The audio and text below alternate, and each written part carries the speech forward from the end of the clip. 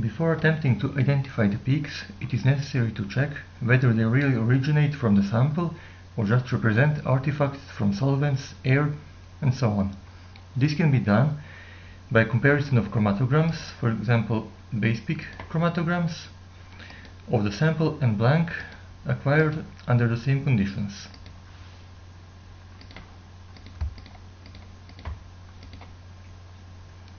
For clarity, we will label samples with blue and blanks with red. As we can see, the late eluting peaks are present in both sample and blank, both in positive mode and in negative mode. Thus, they represent artifacts and are excluded from further consideration. For qualitative analysis, all the available information should be used. Thus, we will extract positive and negative ionization mass chromatograms as well as UV chromatograms, for example 300 nanometers with bandwidth 100 nanometers versus 550 nanometers as a reference.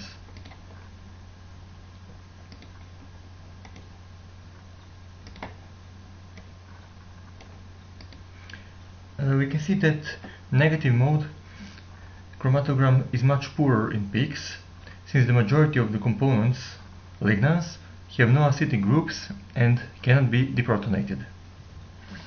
As we can also see, MS and UV signals are slightly offset, since it takes time for the analytes to physically cross the distance between DAD and MS.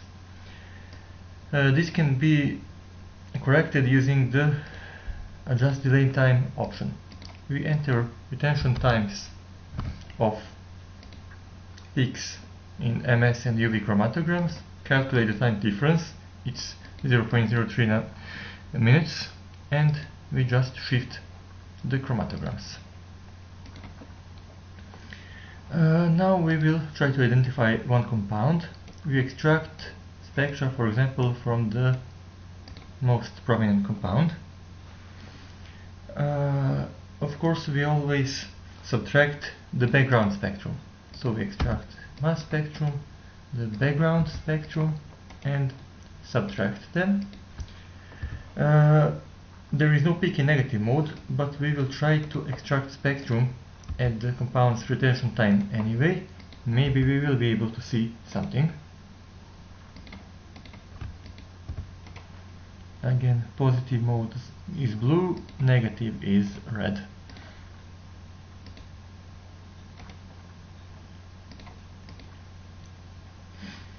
In the first order, positive ionization mass spectrum, we can see several ions at 401, 418, 423 and 439 M over Z.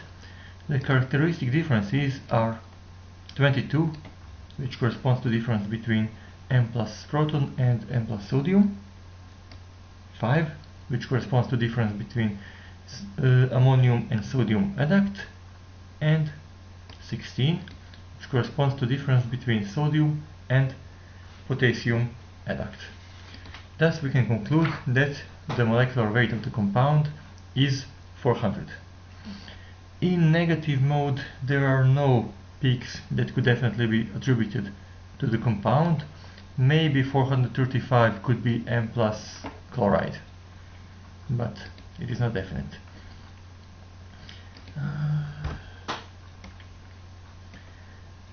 The A plus 1 isotopic peak of M plus H ion has intensity of 25% of the A ion. If we divide it by 1.1, we can get that the compound contains 23 plus minus 2 carbon atoms in molecule. In UV spectrum, of course, baseline subtracted, we can see maxima at 200 nanometers, shoulder at 235 nanometers, and additional peak at 286 nanometers. The absence of maxima above 300 nanometers indicates the absence of extended delocalization. Now, of the lignan classes present in Antiriscus sylvestris, the compound can be thus the saturated dibenzobutyrolactone, aryl tetraline, or 7-hydroxy aryl tetraline, and it cannot be unsaturated dibenzobutyrolactone, which has delocalized system, or 7-oxo aryl tetraline, which also has extended delocalization. Now we can extract a second order mass spectrum.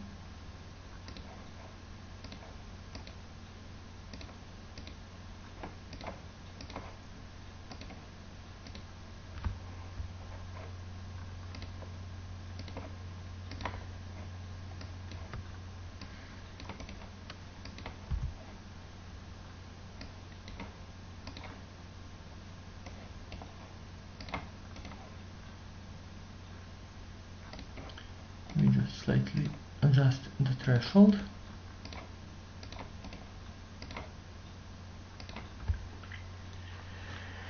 In the spectra at different collision energies, for start we see a losses of 2 water molecules. The loss is 18 mass units. These correspond to the lactone group and are characteristic for several classes of lignans. The rest of the spectrum is quite pure, with only a few fragments, which indicates that the compound is probably not the 7-hydroxy aryl tetraline, because, for example, in spectrum of podophylltoxin from this class, we can see numerous fragments in spectrum, because the loss of water from C7 introduces a new reactive center, sp2 carbon at C7 position, which results in extensive fragmentation. In case of aryl tetralines, we expect C plus H ion corresponding to loss of pendant ring. This ion subsequently fragments by loss of CO or CO2. In the case of saturated dibenzobutyrolactones, we expect A plus ion, which is tropylium or ion corresponding to pendant ring, or we can also see, usually, but with lower intensity, B plus ion and A prime plus ions, which correspond to the condensed ring.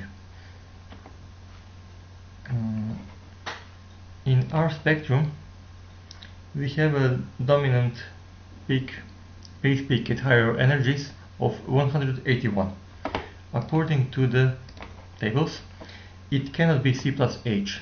We see that even unsubstituted C plus H has mass already of 187. On the other hand, 181 could correspond to A plus ion with trimetoxy substitution. So the compound might be saturated dibenzobutyrolactone with trimetoxy substitution on pendant ring.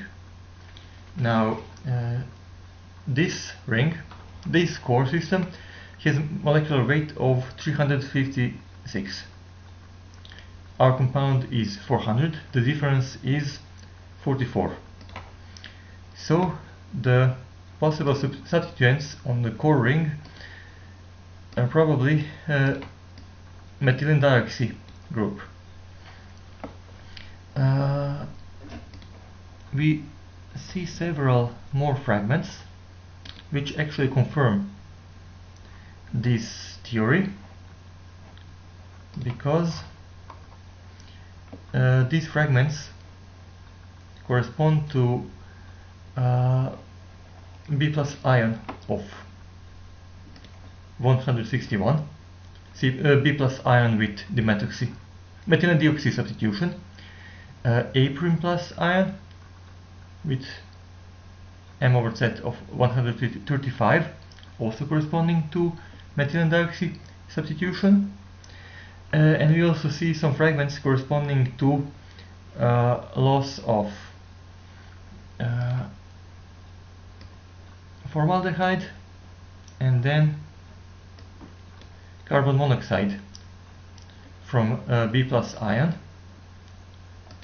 This corresponds to fragmentation of methylene dioxide group. So first it is lost as formaldehyde, then CO is lost from the ring with contraction.